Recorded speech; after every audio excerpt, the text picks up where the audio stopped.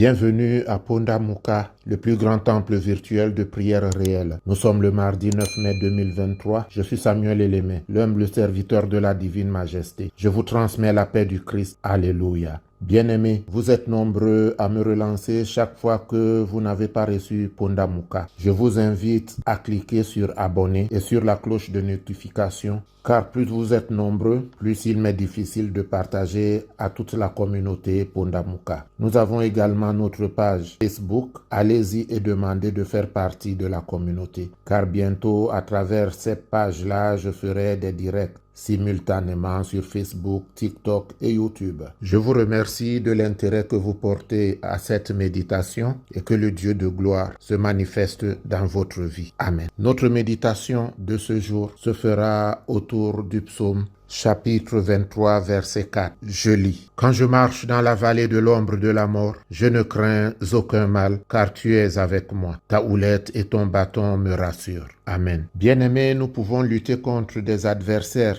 tels que les faux amis et les faux frères, la calomnie, les injures, le mépris, la maladie. Mais contre la mort, nous ne pouvons rien. L'homme n'est pas maître de son souffle de vie. Contre la mort, nous sommes impuissants. Ce psaume fait partie de ceux écrits par David alors qu'il n'était pas encore roi et qu'il était pourchassé par Saül et par son armée. Ce sont des moments de solitude où, face à l'adversité, il n'y a aucun ami, aucun frère pour te soutenir. Face à l'adversité, les amis les plus sûrs commencent à se poser des questions si tu es vraiment quelqu'un de fréquentable. Ceux et celles qui étaient chez toi, matin, midi et soir, s'éloignent et quand ils te voient de loin, ils changent de trottoir ou ils font semblant de ne pas t'avoir vu alors qu'ils t'ont bien vu. Abandonné de tous, peut-être, mais pas de Dieu, si tu fais de lui tes délices. Car dans cette vallée de l'ombre de la mort, c'est-à-dire dans l'obscurité, Dieu est avec toi. Et Dieu est lumière, selon que le même David dit dans le psaume 27, « L'Éternel est ma lumière et mon salut ».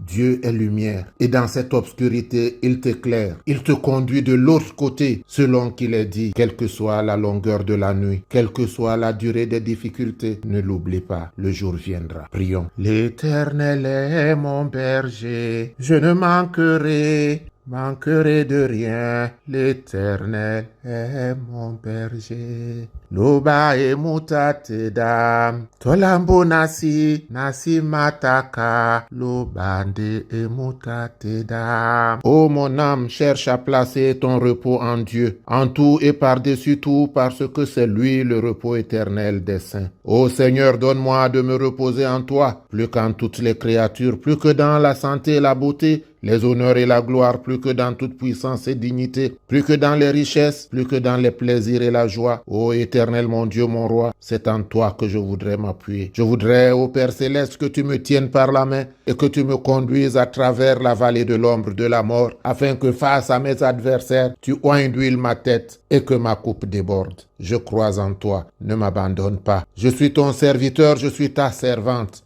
Éternel, jusqu'à quand?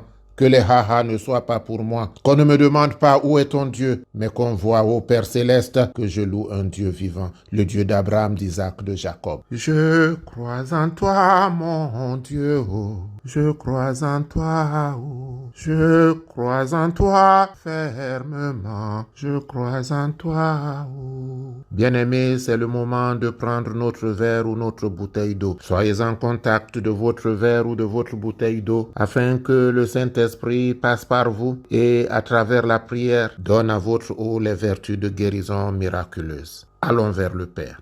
Ô Père céleste, Dieu de toute bonté et de toute gloire, cloué dans ce lit, je lève les yeux vers toi et je n'espère qu'en toi. Je voudrais, Père céleste, que cette eau devienne le sang de Jésus, le sang du Christ qui me donne la guérison miraculeuse. Alors j'irai dans ta demeure et j'irai, Éternel mon Dieu, accomplir mes vœux. Car j'ai dit, Père céleste, que si tu me lèves de ce lit de malade, je viendrai devant toi témoigner de ta bonté, de ta grandeur et de ta miséricorde. Alors, Éternel, mon Dieu, mon roi, je me prosterne devant toi en ce moment et je crie fortement vers toi afin que tu me délivres de tout mal. Toi qui m'as créé à ton image, je sais que celui qui a créé l'œil peut réparer l'œil, que celui qui a créé l'oreille peut réparer l'oreille. que celui qui a créé le cœur peut réparer le cœur. Rien ne t'est impossible, Père Céleste. Alors manifeste-toi puissamment, parce que je voudrais te chanter des hymnes d'action de grâce. Je voudrais venir dans le temple chantant, sautant, dansant. Je suis l'aveugle qui te disait, fils de David, aie pitié de moi. Fils de David, aie pitié de moi. Fils de David, aie pitié de moi. Je suis cet aveugle-là à qui tu as redonné la vue et qui est allé chanter, danser dans le temple. Et les prêtres demandaient, n'est-ce pas celui-là qui était aveugle? Comment se fait-il que maintenant il voit? Père, viens à mon secours et bénis ma prière. Amen. Que l'Éternel te bénisse et qu'il te garde. Que l'Éternel fasse luire sa face sur toi et qu'il t'accorde sa grâce. Que l'Éternel tourne sa face vers toi et qu'il te donne la paix. Notre Père qui es aux cieux, que ton nom soit sanctifié, que ton règne vienne, que ta volonté soit faite sur la terre comme au ciel. Donne-nous aujourd'hui notre pain de ce jour. Pardonne-nous nos offenses, comme nous pardonnons aussi à ceux qui nous ont offensés. Et ne nous laisse pas entrer en tentation, mais délivre-nous du mal, car c'est à toi qu'appartiennent le règne, la puissance et la gloire pour les siècles des siècles. Amen.